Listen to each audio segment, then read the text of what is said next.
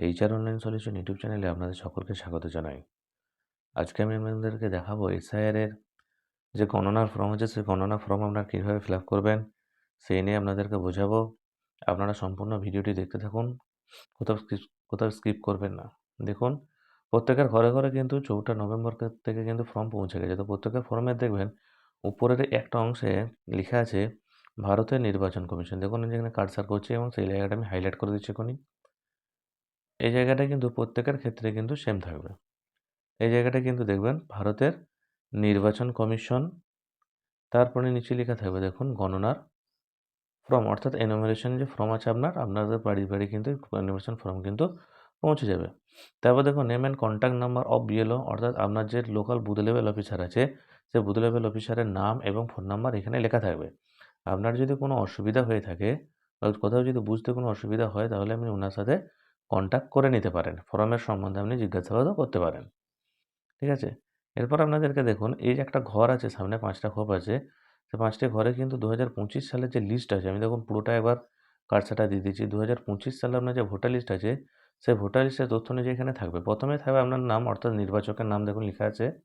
আমি এখানে হাইলাইট করে রেখেছি, ওইখানে কিন্তু আপনার নাম লেখা থাকবে। তারপরে এপিক, অর্থাৎ আপনার যে বর্তমান যে ভোটার কার্ড নাম্বার আছে, তো বর্তমান ভোটার কার্ড নাম্বারটি কিন্তু এখানে লেখা থাকবে। তারপর যে আপনার বর্তমান ঠিকানা, অর্থাৎ আপনি যে এলাকায় আছেন সেই ঠিকানাটাই কিন্তু আপনার এখানে কিন্তু লেখা থাকবে। বুঝলে? এটা কিন্তু সম্পূর্ণ হারে হবে ২০২৫ সাল। ২০২৫ সালে যে ভোটার লিস্ট আছে, তো ২০২৫ সালের ভোটার লিস্ট অনুযায়ী কিন্তু এটা এখানে কিন্তু প্রিন্টেড থাকবে। তারপর দেখুন ক্রমিক সংখ্যা। ২০২৫ সালে যে ইলেকটোরাল আছে, যে ভোটার তালিকা আছে, তার যে ক্রমিক সংখ্যা সেটা এখানে লেখা থাকবে। তারপরে অংশ এবং নাম্বার, অর্থাৎ আপনার বুথের অংশ এবং যে বুথ কত নম্বর আছে সেটাও লেখা থাকবে। আপনার বুথের নামও কিন্তু এই জায়গায় লেখা থাকবে। তারপরে দেখুন একটা অপশন আছে নিচে, বিধানসভা ও লোকসভার নাম, অর্থাৎ আপনি কোন বিধানসভার মধ্যে কোন বিধানসভার অন্তর্গত সেই বিধানসভার নাম কিন্তু এখানে লেখা দেবে, কিন্তু লোকসভার নাম লেখা নেই। তারপর দেখুন এখানে লেখা আছে যে রাজ্যের নাম হচ্ছে আপনার পশ্চিমবঙ্গ, অর্থাৎ আমাদের পশ্চিমবঙ্গের বাসিন্দা, তাই এখানে কিন্তু পশ্চিমবঙ্গ লেখা থাকবে। এরপরে দেখুন আপনাদের পাশে আছে একটা কিউআর কোড, অর্থাৎ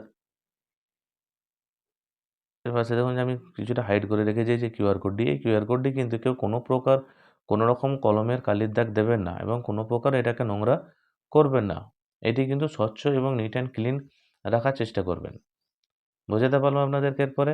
এরপরে দেখুন আপনার সাম্প্রতিক ভোটার কার্ডে যে ছবিটি আছে, সেই সাম্প্রতিক ভোটার ছবিটি কিন্তু এখানে থাকবে। তার পাশে দেখুন একটা আছে যে কারেন্ট একটা পাসপোর্ট ফটো কিন্তু আপনাকে এইখানে চিটাতে হবে। পাসপোর্ট ফটোর ব্যাপার নিয়ে বিভিন্ন রকম বিভিন্ন গুজব ছড়াচ্ছে।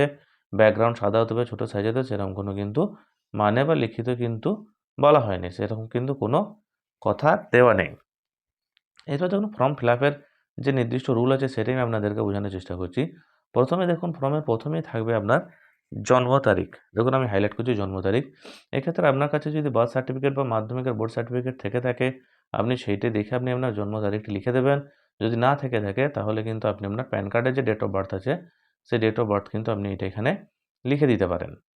দেখুন আমি এখানে লিখেছি, ধরুন যে যে ইনফরমেশন ফর্মটি যার নামে আছে তার ডেট অফ বার্থ হলো ৭/২/১৯৯২, সেটা আমি এখানে লিখে দিলাম। তারপরে দেখুন যে অপশনটি আছে দেখুন আধার নাম্বার ঐচ্ছিক।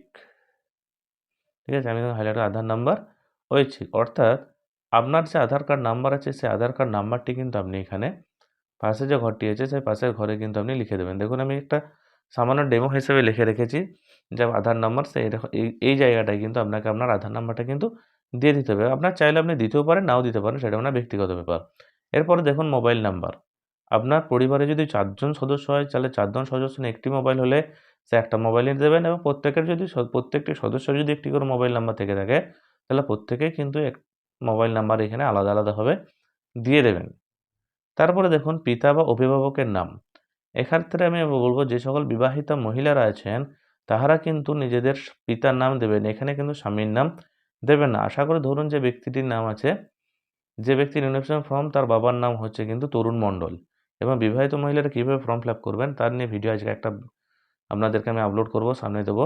তারপরে দেখুন পিতা বা অভিভাবকের এপিক নাম্বার যদি থাকে, এক্ষেত্রে আমি আপনাদেরকে বলব যদি আপনার পিতা বা আপনার বাবা যদি বেঁচে থাকে তবেই কিন্তু আপনারা এখানে আপনাদের ভোটার কার্ড নাম্বারটা দেবেন, অন্যথায় কিন্তু দেওয়ার মতো কোনো দরকার নেই। আপনাদেরকে বোঝাতে পারলাম পুরো তথ্যটা। যদি আপনার বাবা বেঁচে থাকে তবে এখানে কিন্তু আপনি আপনার বাবার ভোটার কার্ড নাম্বারটা দেবেন, অন্যথায় কিন্তু দেবেন না। আর যদি আপনারা না জেনে থাকেন তাহলেও অসুবিধা নাই। এটা যে দিতেই হবে সেরকম কিন্তু না, এটা কিন্তু ম্যান্ডেটরি নয়। আপনি দিতেও পারেন আবার নাও দিতে পারেন। তারপরে দেখুন নিচের অপশনটি আছে মায়ের নাম। অর্থাৎ এই যে ইনফরমেশন ফর্ম আছে, ধরে নিন সেই ব্যক্তিটির মায়ের নাম হচ্ছে সাগরী মণ্ডল। এক্ষেত্রে আমি আপনাদেরকে একটা কথা বলবো, এই যে কলামটা আছে, এই যে বাবার নাম, মায়ের নাম, ডেট অফ বার্থ, এগুলো কিন্তু ২০২৫ সালের ভোটার লিস্ট অনুযায়ী দেবেন। তারপরে দেখুন আপনার মায়ের এপিক নাম্বার। যদি আপনার মায়ের এপিক নাম্বার আপনার জানা থাকে, আপনি দিয়ে দেবেন ২০২৫ সালের লিস্ট অনুযায়ী। আর যদি না জানা থাকে তাহলে দেবেন না, এবং যদি মারা গিয়ে থাকে আপনার মা, তাহলে কিন্তু এখানে ভোটার কার্ড নাম্বারটা কিন্তু আপনারা দেবেন না। তারপরে দেখুন স্বামী বা স্ত্রীর নাম যদি থাকে, ধরে নিন যে ব্যক্তিটা যে তার স্ত্রীর নাম হচ্ছে কাঞ্চন নন্দী, তাহলে কিন্তু এখানে আপনি সেই নন্দী কথার সেই নামটি লিখে দিলাম আমি।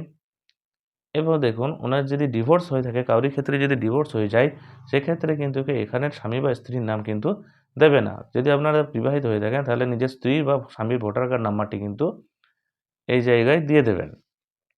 এতদূর আশা করি আপনাদের বুঝতে কোনো অসুবিধা হয়নি। এতদূর পর্যন্ত কিন্তু ২০২৫ সালের লিস্ট অনুযায়ী দেবেন। এরপরে যে দেখুন যে অপশানটি আসছে, এই জায়গাটি হচ্ছে খুবই গুরুত্বপূর্ণ। এই জায়গাটি দেখুন আমি সম্পূর্ণ হারে আপনাদেরকে দেখার চেষ্টা করছি। এই যে ডানদিকে ও বাঁদিকে দুটি ঘর আছে, দুটি ঘর কিন্তু ২০০২ সালের লিস্ট অনুযায়ী ফিল আপ হবে। অর্থাৎ যে জায়গাটা আমি হাইলাইট করেছি সেই জায়গাটাতে, অর্থাৎ যার এনুমারেশন ফর্ম তার কিন্তু ২০০২ সালের লিস্টে নাম ছিল। তার জন্য কিন্তু এই বাঁদিকের ঘরটাতে কিন্তু আপনাকে সমস্ত কিছু তথ্য ফিল আপ করতে হবে। ধরুন এই যে এনুমারেশন ফর্ম আছে, সেই নির্বাচকের নাম হচ্ছে সজল মণ্ডল। তাই সজল মণ্ডলের কিন্তু নামটি এখানে লিখবেন, কারণ তার ২০০২ সালে ভোটার লিস্টে নাম ছিল। বুঝাতে পারলাম আপনাদেরকে? তার ২০০২ সালে ভোটার লিস্টে নাম থাকার কারণে তার নামটি কিন্তু এখানে আপনাদেরকে লিখে দিতে হবে। যাদেরই ২০০২ সালে ভোটার লিস্টে নাম থাকবে তাদের নাম এখানে লিখবেন। তারপরে দেখুন নিজের নাম নিচে আছে দেখুন এপিক নাম্বার যদি থাকে, অর্থাৎ ২০০২ সালের ভোটার লিস্টে যদি আপনার ভোটার কার্ড নাম্বার থেকে থাকে তবেই আপনি দেবেন। যদি আপনার ২০০২ সালে ভোটার লিস্টে নাম্বার না থাকে ভোটার নাম্বার, তাহলে আপনি দেবেন না। অনেকে কী করছে, যাদের ভোটার কার্ডে নাম্বারটা নেই, ভোটার লিস্টে নাম্বার নেই কিন্তু ভোটার কার্ডে নাম্বারটি লিখে দিচ্ছেন, সেক্ষেত্রে বলব আপনারা কিন্তু অসুবিধায় পড়তে পারেন। তাই কাইন্ডলি আপনাদেরকে অনুরোধ করব আপনারা কিন্তু এখানে ভোটার কার্ড নাম্বারটা কিন্তু দেবেন না। এখন আমি উড়িয়ে দিলাম, কারণ ২০০২ সালে যদি তার নাম না থেকে থাকে তাহলে কিন্তু আপনারা দেবেন না। যদি নাম ভোটার নাম্বারটা থেকে থাকে ২০০২ সালের, তাহলে আপনারা কিন্তু এখানে দিয়ে দেবেন। তারপরে দেখুন এখানে আছে আত্মীয়ের নাম। অর্থাৎ যে এনুমারেশন ফর্ম আছে, যে ব্যক্তির ফর্ম আমি ফিল আপ করছি, ধরে নিন সেই ব্যক্তির বাবার নাম তরুণ মণ্ডল, আমি আগেও দেখিয়েছি। তাই আপনাদেরকে তার বাবার নামটা কিন্তু এখানে মেনশন করে দিতে হবে। অর্থাৎ তরুণ মণ্ডল যে নাম আছে, তরুণ মণ্ডল নামে আমি এখানে লিখে দিলাম। এই যে দেখুন আত্মীয়ের নাম আছে, সেই আত্মীয়ের নাম যে তরুণ মণ্ডল সেটি আমি এখানে লিখে দিচ্ছি। তারপর দেখুন সম্পর্ক। এই জায়গাটাতে কিন্তু অনেক কনক্লুশন আছে বা অনেক মতবিরোধ চলছে। বিভিন্ন জন বিভিন্ন রকম বলছে। আমি আপনাদেরকে বলব যাদের ২০০২ সালের ভোটার লিস্টে নাম আছে তারা এইখানে নিজ অর্থাৎ সেলফ ACLF নিজ কথাটা লিখবেন। তারপরে দেখুন জেলা। আপনার যে জেলা আছে সেই জেলা এখানে লিখে দেবেন। অর্থাৎ ২০০২ সালে কিন্তু বর্ধমান ছিল, পূর্ব বর্ধমান বা পশ্চিম বর্ধমান ছিল না। সেক্ষেত্রে আমি আপনাদেরকে সাজেস্ট করব আপনারা কিন্তু বর্ধমানই লিখবেন। ২০০২ সালের ভোটার লিস্ট অনুযায়ী কিন্তু এখানটা ফিল আপ করতে হবে। ঠিক আছে? অর্থাৎ ২০০২ সালে ভোটার লিস্ট অনুযায়ী আপনার যে জেলা ছিল, বর্ধমান হোক, বাঁকুড়া হোক, আপনাকে কিন্তু সেটাই এখানে কিন্তু প্রোভাইড করতে হবে। সেটাই কিন্তু এখানে লিখে দিতে হবে। তারপরে দেখুন রাজ্যের নাম। অর্থাৎ আমি যে বাঁকুড়া জেলার বাসিন্দা, অর্থাৎ আমার রাজ্যের নাম হচ্ছে পশ্চিমবঙ্গ। তাহলে এখানে আমি পশ্চিমবঙ্গ লিখে দিলাম। এবার কেউ যদি অন্য রাজ্য থেকে একটু এসে এখানে থেকে থাকেন, সেই রাজ্যের যে লাস্ট এসআইআর হয়েছিল সেই লাস্ট এসআইআর তথ্য কিন্তু আপনাকে এখানে দিতে হবে। বুঝে গেল? তারপরে দেখুন বিধানসভা ক্ষেত্রের নাম। অর্থাৎ আমি বাঁকুড়ার সোনামুখী বিধানসভার অন্তর্গত ওই যে ব্যক্তি আছে, সেই ব্যক্তিটি কিন্তু ধরুন বাঁকুড়ার সোনামুখী বিধানসভার অন্তর্গত, তাই এখানে সোনামুখী লিখে দিলাম। সোনামুখী লেখার পর দেখবেন নিচে যে একটা অপশন আছে বিধানসভা ক্ষেত্রের নাম্বার। অর্থাৎ আমাদের যে বিধানসভা ক্ষেত্র আছে সেই বিধানসভা নাম্বার ছিল ২০০২ সালে ছিল ২৫৬। তারপরে দেখুন অপশন আছে অংশ নাম্বার। হুম কিন্তু এখানে কিন্তু ২০২৫ সালের সিরিয়াল নাম্বার দেবেন না। তারপর দেখুন অংশ নাম্বার, অর্থাৎ ২০২৬ সাল ২০০২ সালে এখানে অংশ নাম্বার ছিল ১৬৬ এবং ক্রমিক সংখ্যা। অর্থাৎ এই যে ব্যক্তির ইনফরমেশন ফর্ম আছে সে ২০০২ সালে ভোটার লিস্টে তার নাম ছিল ১২৫৫ নাম্বার যে সিরিয়াল নাম্বার ছিল সেই সিরিয়াল নাম্বারের 1255 কিন্তু তার নাম এখানে কিন্তু এন্টার করা ছিল। এরপরে দেখুন লেখা আছে নির্বাচক বা পরিবারের যেকোনো একজন বালেগ পুরুষ সই অথবা কিন্তু বৃদ্ধ আঙ্গুলি দিয়ে কিন্তু এটা দিয়ে দিতে পারে। অর্থাৎ ধরুন আপনার এনুমারেশন ফর্ম আছে, আপনি বাইরে থাকেন পর্যায় শ্রমিক হিসেবে, সেখানে কিন্তু আপনি সই না করলেও চলবে। সেখানে আপনার বাবা, দাদা বা মা সই করে দিতে পারে এবং সেখানে কিন্তু তাকে সম্পর্কটা উল্লেখ করে দিতে হবে, মেনশন করে দিতে হবে। তারপরে যখন বিএলআরও সাহেব আপনার কাছ থেকে বিএলও সাহেব আপনার এই ফর্মটি জমা নেবেন, তখন তিনি সেখানে কিন্তু সই অথবা স্টাম্প করে আপনার কাছ থেকে ফর্মটি জমা নিয়ে নেবে। আশা করি আপনাদের বুঝে এলো। যদি বুঝতে না পারেন আপনারা কমেন্ট করবেন, আমি আপনাদেরকে আপনাদের সমস্যার সমাধান করে থাকব। যদি আমার ভিডিওটি ভালো লেগে থাকে অবশ্যই একটা লাইক করবেন, চ্যানেলে নতুন হলে চ্যানেলটিকে সাবস্ক্রাইব করে দেবেন। আপনাদেরকে অসংখ্য ধন্যবাদ আমার এই ভিডিওটি সম্পূর্ণ দেখার জন্য। ভালো থাকবেন, সুস্থ থাকবেন।